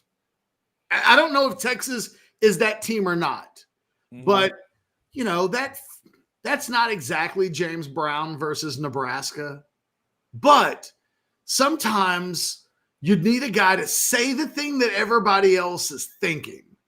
And look, Texas needs to go in there with a mindset to dominate. Ultimately, they need to win the game by a point and move on, right? A 1-point win, in theory, is the same as a 40-point win. But they will be telling themselves for 2 weeks that they have to play to a higher standard, that they can't make the mistakes, that if they do, they'll mess around and they'll let Oklahoma in a game where they don't want to. And so I think sometimes a comment like that can help. If that comment gets played up all week long, I don't think Colin will shrink from it. And I actually think most of the guys on this team are wired in a way to wear that badge. Okay. Now, look, if you lose, then you're a joke and you'll be the joke and you'll have to live with it. But, I don't know that Colin Simmons is backing down over the course of the next 2 weeks. That's a guy that thinks he's really, really good. He thinks his team is really, really good. And I'm okay with it, but he's got to go out and ball. That's the thing. I do like this. You think Sark's going to be okay with Sark is going to rip Bianco. Poor Bianco. He's probably over here trying to type up his notes. Like, he's trying to get everything ready. Like, I'm looking up these stats, and from 1956, and Sark's going to be like, what the is this, John? What is this? Hey, but Anwar, this chat is right. The smile was undeniable. My man Simmons. That is a kid that played at Duncanville. You said it. He said, I know a lot of guys on that team. He's just too fired up. He can't think of anything else. I think it's better if you play the whole clip because he's like, OU. Like, yeah, there's a lot actually more to it than just we're going to dominate them. But what are they going to play in Norman, Catch? They're just going to play those words. They're just going to say, did you hear what he said? He said they're going to dominate you. Oklahoma's lucky that they got out of Auburn today with a W. Good, solid win against one of the worst teams in the SEC. Oklahoma needs to put their head down and be ready to just try to grind it out. They are a nice little team, actually. He didn't say that, at least in that little snippet, but that's what they are. Which is more than what Mississippi State is. So, they dicked around with Mississippi State a little bit today, and it was a one-score game until essentially the last play of the third quarter. Texas knows they've got to play better, but this today was never in doubt. There was never any real danger. Everybody will know you can't do that against Oklahoma. I agree with Colin Simmons. I think Texas is going to dominate Oklahoma in a couple of weeks. And I don't think it matters what quarterback plays. Although you probably want to play with – the one thing I would say is Oklahoma will bring a lot of pressure. That the one thing they can do – by the way, Carson Beck with another interception in Alabama up near the red zone, 28-7, 2:50 left to go in the second quarter. And I think we can take Carson Beck's name out of Heisman. You can take him and Jackson Dart, and then basically, and if you're Quinn, you're like, man, my stock has moved up. I haven't done anything. All I have to do is just be good in 2 games, and I'm straight. Because now it's literally Milroe, Shador, and Quinn at this moment. I was going to say the kid from Missouri plays the close game against if he even had a shot, like that was Travis Hunter. I don't think can win this award, but he was great again today. I think he'll at least get an invite to New York. Yeah, those got to be your 4, right? Shador, that's Travis, Milroe, and Quinn as of today. Not in the 4 yet, huh? But Quinn's not in the 4. But by the end of the year, he very well easily could be. But if the Heisman ceremony were after this weekend, I don't think he'd get an invite. Anwar, let me get your thoughts on this, because he's been statistically the second best quarterback on this Texas team. Another theme, Anwar, the post game has been the run defense. Paxton threw in a $5 super chat, said, is the chunk runs for 5 yards against the defense any concern? Give us your thoughts. Sark talked about that, and he just basically said, from a scheme standpoint, the way that Mississippi State was kind of spreading you out and then running the football, it kind of made it hard to depend. But the one thing, Sark, I'll be honest with you, Sark kind of, I don't know what the word is, but he basically was like, look, they did a lot of things like that, but he said at the end of the day, he goes, they ate up a lot of clock. He goes, they were running the ball, but they had only 6 points when they went into halftime.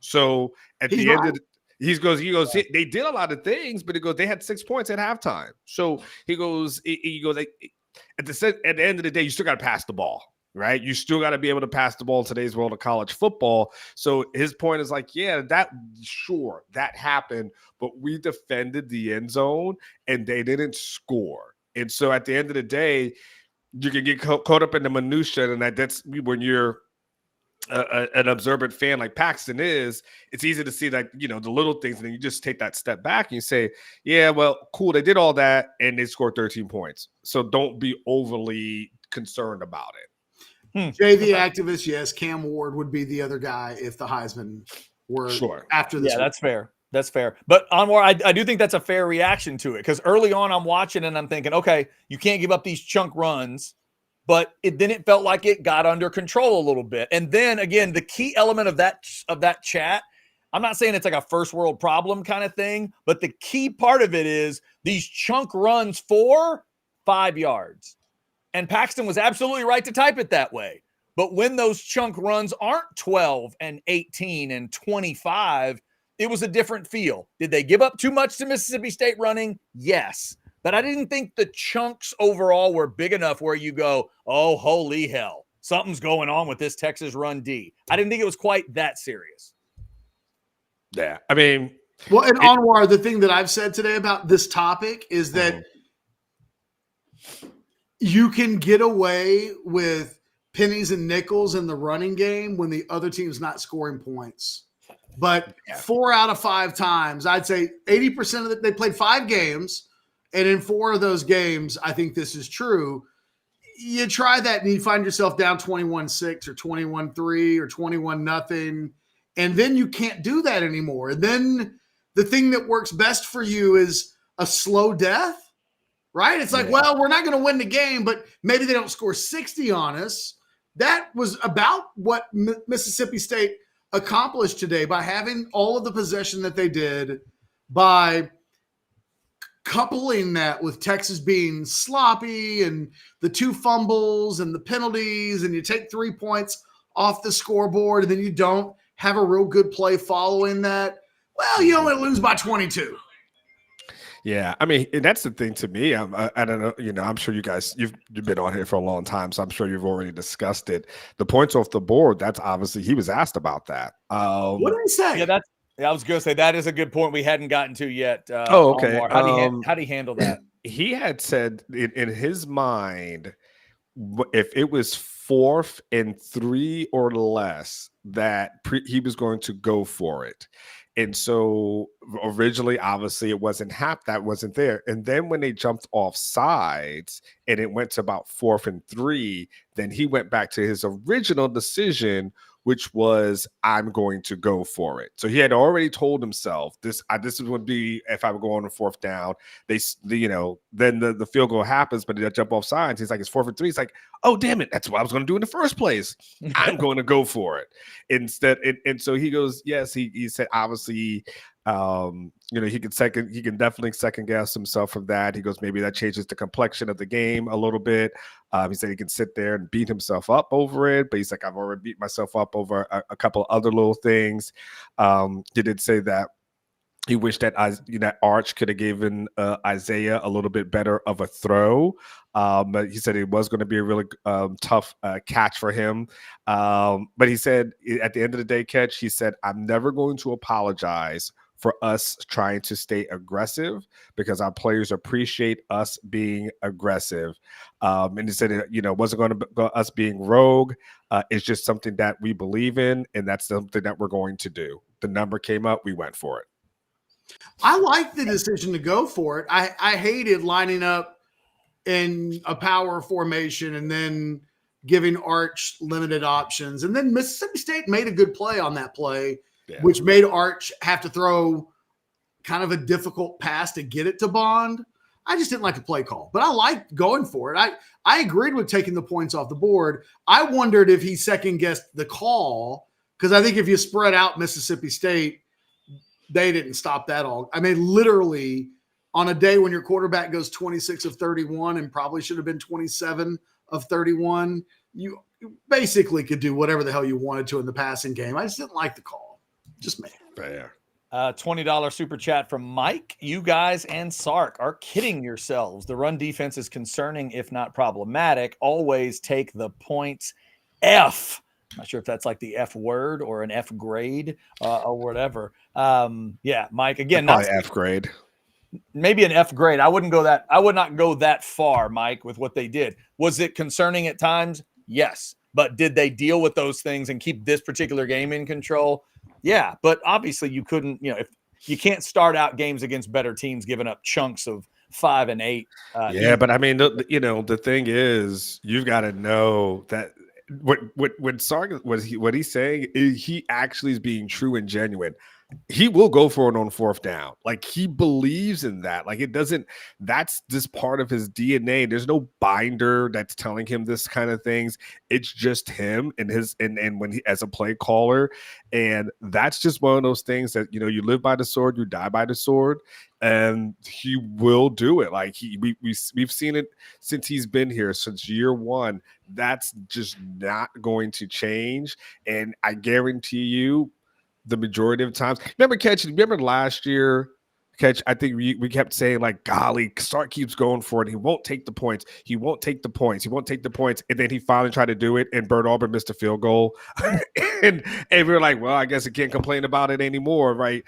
That's just what he's going to do. No, I like the aggression. It was the only time in the game where it was the only play call the entire game, other than when I was begging for Arch Manning to get another touchdown pass, and I didn't want him to sneak it in at the one I wanted play action and to dump it off for my prize picks. It was the only time all day where I thought Sark, from a play calling standpoint, could and should have called something a little different, but it wasn't the strategy I didn't dislike. It was only the play call. And Mike, just so you know, I don't know why you think we're kidding ourselves, because earlier in the post-game show when Jason was here, and Anwar, I'll set this up as a question for you.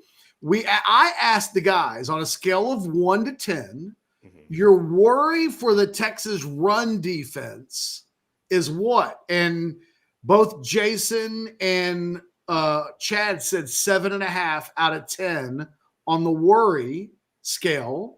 And I was at like 6.5. So, like, Mike, I don't know if you don't think we're taking it seriously. Like, I think Maybe Mike thinks it's a 9 or a 10. I don't know. But I mean, maybe. But, you know, at the end of the day, Mississippi State rushed for 3 yards a carry. Now, they rushed it 50 times. Yeah. But the fact that they rushed it well enough, Anwar, to have the ball for 35 minutes, that's concerning. In other games, it might not be. That's concerning to me if I'm a Texas fan moving forward. You do not want to be an SEC defense that can get 35-25 in time of possession and have somebody just try to choke you out that way.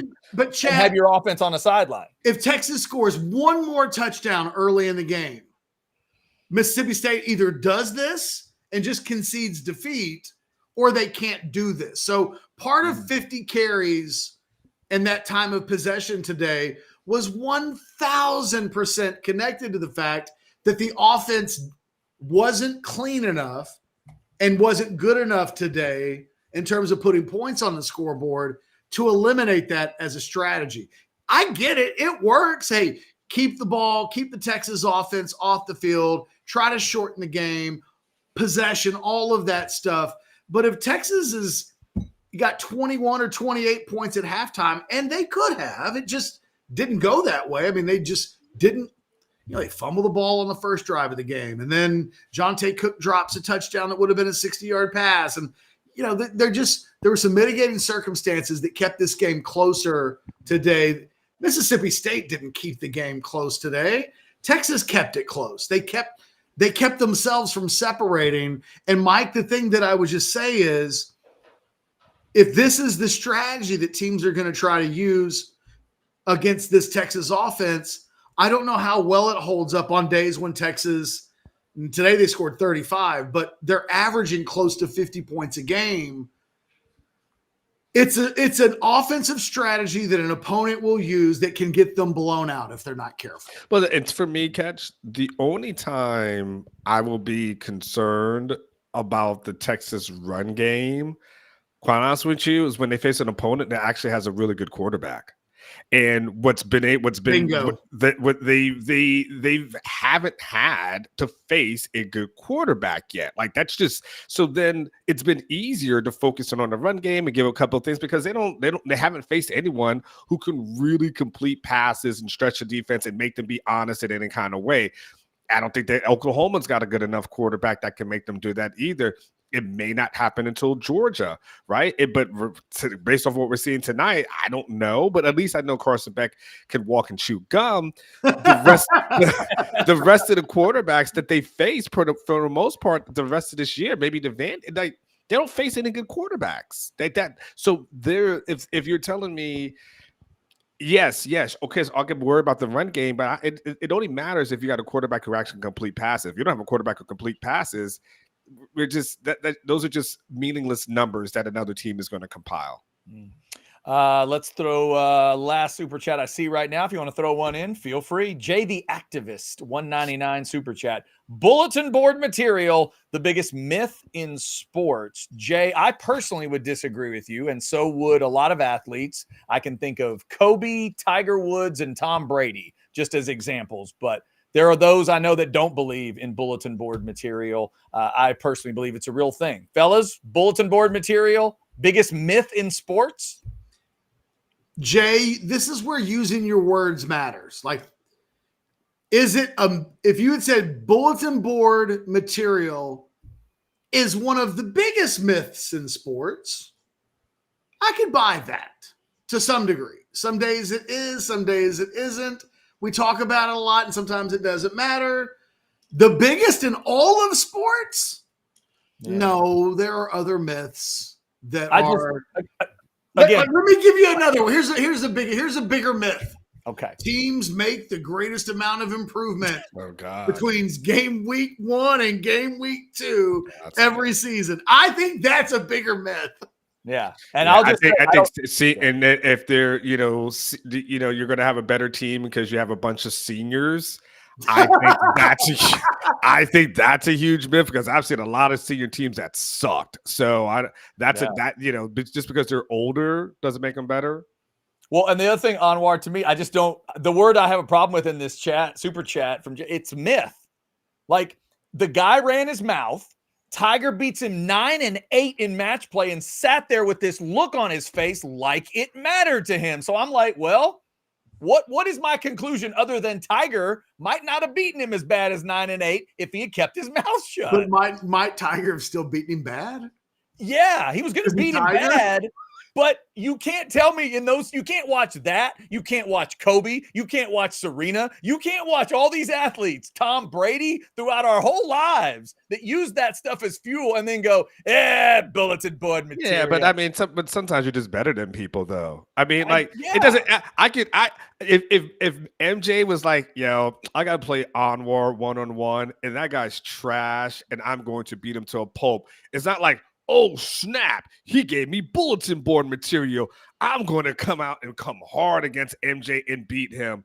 MJ's still going to smoke me. But Chad's right. Like, there are times when it does matter. It's a baby myth. It's not the biggest myth. Yeah, okay. Jay, we appreciate the $1.99. Jay got his $1.99 worth. We talked about that a lot. That's true. I think that cleans us off of super chats for now. If you want to throw in a super chat, feel free. While we're waiting on a super chat, here's a little. It's a 2-hour show, by the way. I mean, we don't have to wait on that much longer. That is true. That is true. Here's a quick little perspective for everybody. Texas fans, 5-0 according to Mark in consecutive seasons for the second time in 50 years. There you Congrats go. to the Longhorns for being 5-0 and starting SEC play. We let that be the final note. Yeah. Well, and maybe this is the final note from Jefferson. He's watching this other game. He likes Texas and Bama in Atlanta. It's 30-7 Bama as we get ready to close the door. Fellas, anything else y'all want to mention about 35-13? Catch. Thank God for Texas that they can finally get that Arch Manning guy off the field. Quinn Ewers is returning.